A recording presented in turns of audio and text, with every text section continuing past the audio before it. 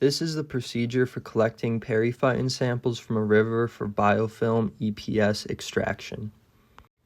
These are the materials needed: deionized water, forceps, a brush, scraping tools, a tray, centrifuge tubes for sample collection, a depth meter, a tape measure, and a thermometer. Begin by identifying the sampling site. The sampling site should be at a shallow depth, looking for rocks that contain dense algal growth and are slimy at the touch. Next, take a recording of the water temperature using a thermometer, waiting at least 2 minutes for the thermometer to equilibrate. Then, use a depth meter measuring stick to measure the depth of the water at the sampling site.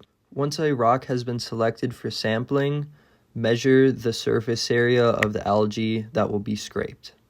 To collect a periphyton algal sample, begin by using forceps to remove any macroinvertebrates from the rock, then rinse both the rock and the tray. Then using a scopula and a brush as well as DI water, collect all of the periphyton algae onto a tray.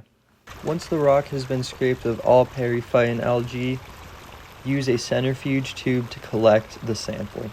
Now that the sample has been collected, use a centrifuge set at 1000 Gs for 10 minutes to separate the sample from the liquid and decant the liquid.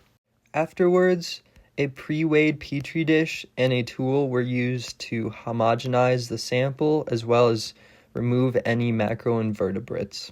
Lastly, record the weight of the sample and transfer the sample back into the centrifuge tube.